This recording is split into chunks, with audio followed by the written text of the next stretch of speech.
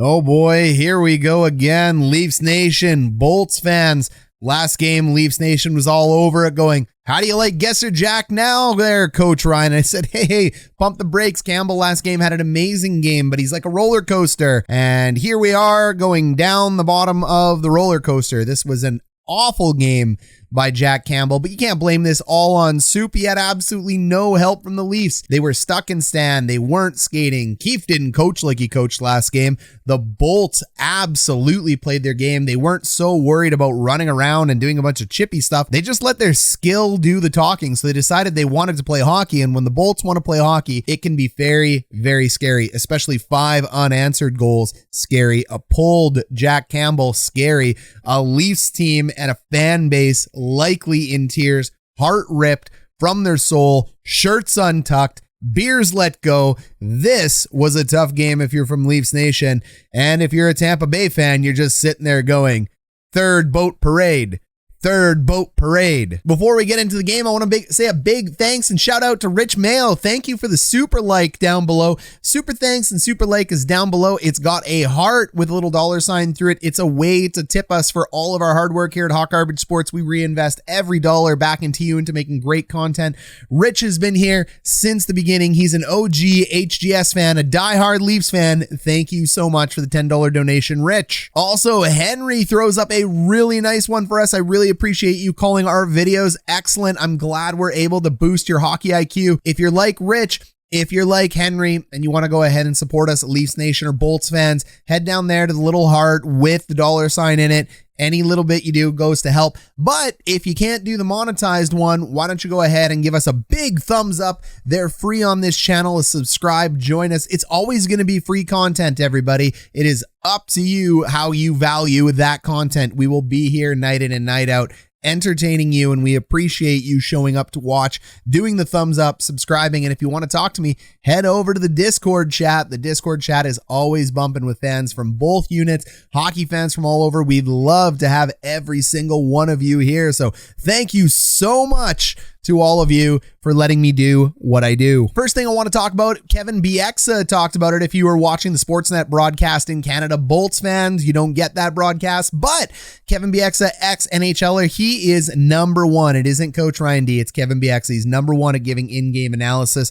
I love hearing from players that can actually speak the game. So there's a lot of players that talk in the media, but they kind of say junk. And frankly, just because you play the game at the NHL level doesn't mean you actually can break down a lot of the tactics, but Bieksa can.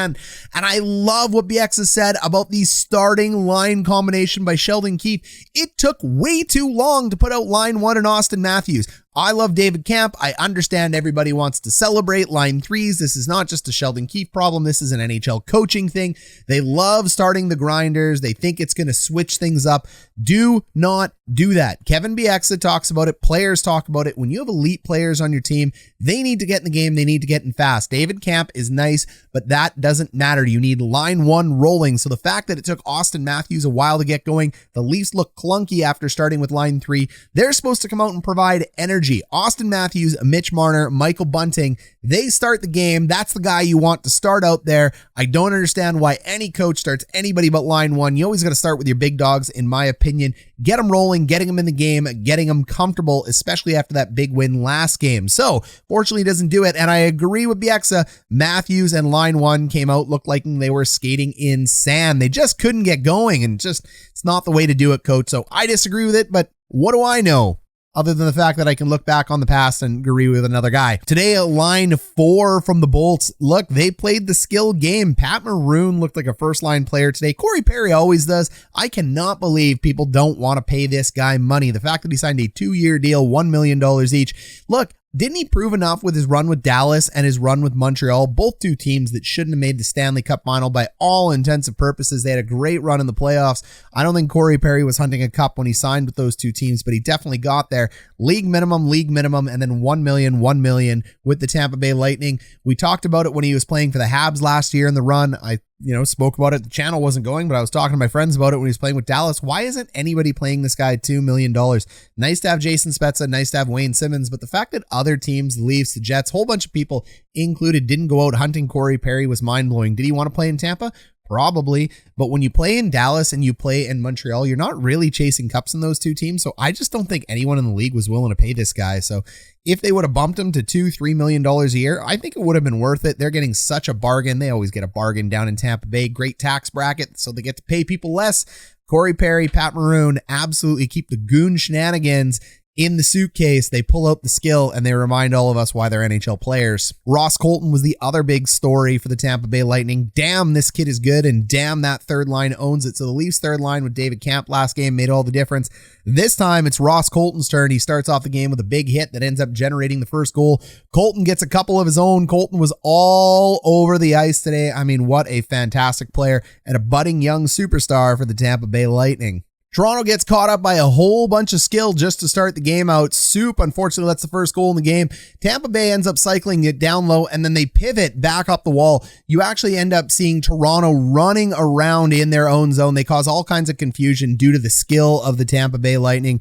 Really, really nice job here done by Tampa Bay. Toronto gets caught in a whole bunch of switches as Tampa Bay starts carrying the puck around the wall. You're going to see them widen the zone here. This is huge when we talk about widening the zone. As soon as you get a whole bunch of guys trapped here down low and you're able to widen the zone like Tampa Bay does here, this is just good offensive zone tactics. Emotions are high, energies are flaring. What you want to do here is you actually want to go ahead and shift over this way. There's your puck support guy. He's going to get into the front of the net. You don't want to get over aggressive here on loose pucks. You want to follow these arrows, shift, remain on the side of the ice, and try to cut the ice in half. So now that the puck is shifted over, the goal for Toronto needs to be able to cut the ice in half again and box Tampa Bay into this wall with good contain. But unfortunately, they run around a little bit too much. The big key we see that Toronto ends up going to the back of the net, but look, he ends up bumping up over here. Someone needs to come hard across the ice and start supporting the puck. You can't have three guys over here lollygagging. So because you end up with no puck support,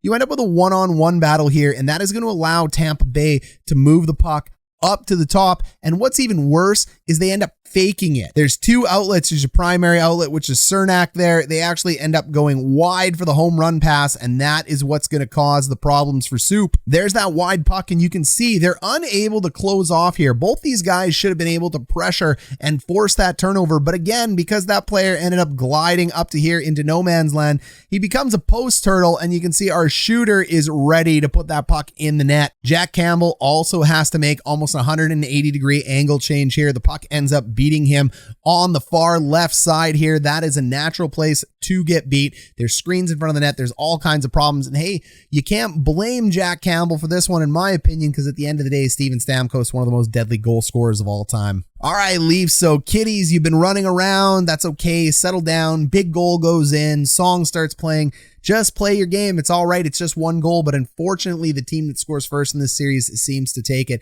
Tampa Bay also hasn't lost two back-to-back and now 17 consecutive playoff games. That's just gross. So you do not want Steven Stamkos getting that puck off the net there. And this is why you got to start some of your better lines at the start of the game. It's not the way to go. Goal number 2 is line 4 on line 4. And if you want to take the Spezza line against the Perry line, I'm going to take the Perry line all day of the week. Pierre-Edouard Bellemare on this line. He's definitely the best player for the Leafs on this line. But when you're looking at Pat Maroon and Corey Perry, watch the skill on display. I mean, really, really nice hands here. You're going to see Pat Maroon driving right in front of Jason Spezza. We love this. We call it a mid-lane drive. Maroon does his job, and all Maroon is looking to do is he's looking to back the defenseman in. You end up putting that puck wide around the zone. This is called a wide rim at this point. And you're going to see Corey Perry sneak back in. Again, we're widening the zone. This is a really great set play by a skilled fourth line. Corey Perry is, of course, the first player to the puck, because why wouldn't he be? Perry ends up picking it up, and take a look at what Pat Maroon has done.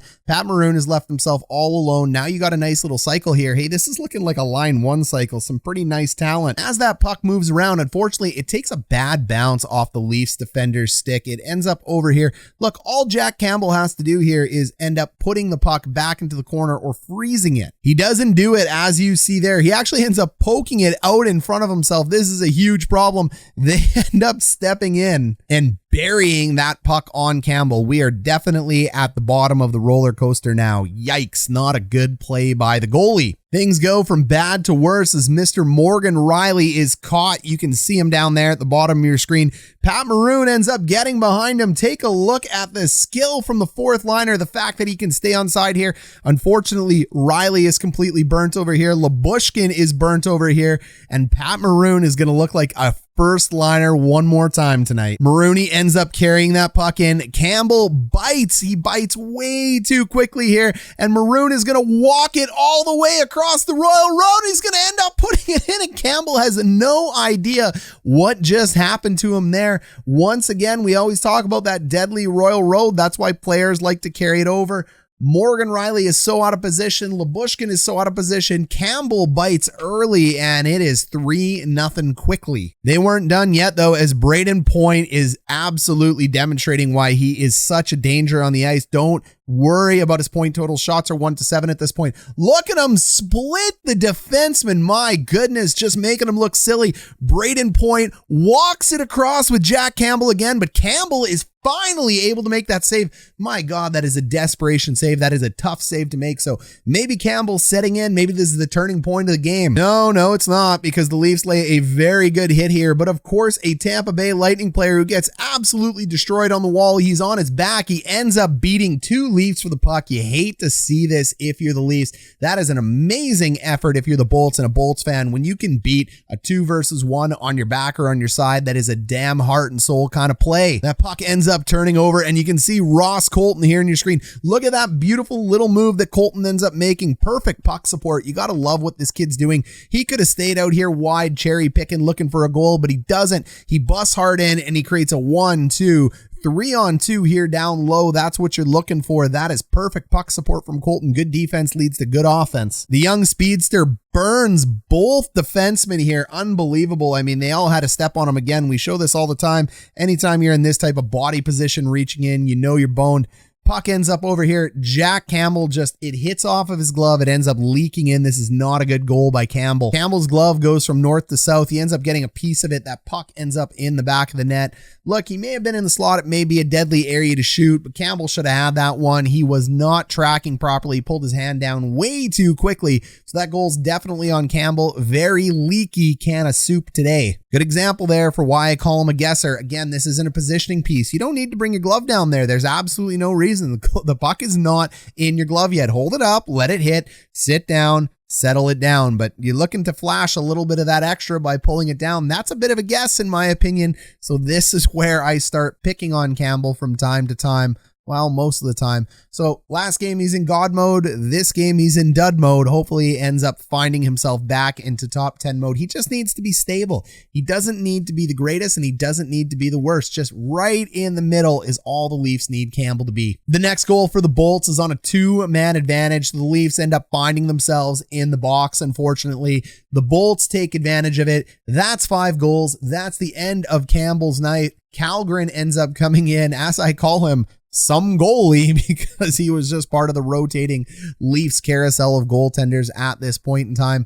William Nylander ends up bouncing back for the Toronto Maple Leafs. He pots too. I did not like Sheldon Keefe's choice to pull the goalie with like 5 bajillion minutes left. I don't understand why goalies do this. Fans were all asking about it in the groups. Look, you're all right. You should not be pulling the goalie this early. Patrick Waugh started this back in the day with the Colorado Avalanche. I think it's an absolutely ridiculous call. The game is 5-2. The momentum has slightly swung your way. You got to trust your 5-on-5 to be able to do the damage. You don't want to be pulling the goalie until the last 2 minutes of the game. It's just too long of a time for a defensive group, regardless of the extra player out there, to throw a puck down and score.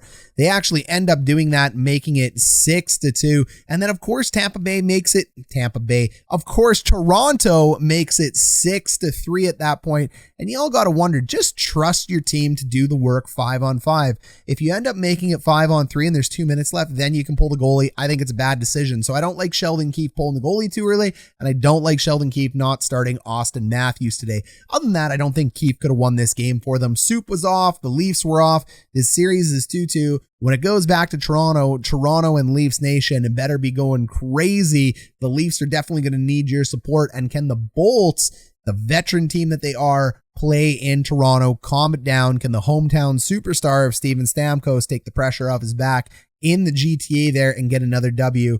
Look, the series is never over till it's over. We thought this was going to go to Game 7. I still think it is going to go to Game 7. One of the closest, most entertaining series there is, but definitely, like every other series in the playoffs, it's extremes back and forth. Thanks for being here, guys. We'll catch you in 5.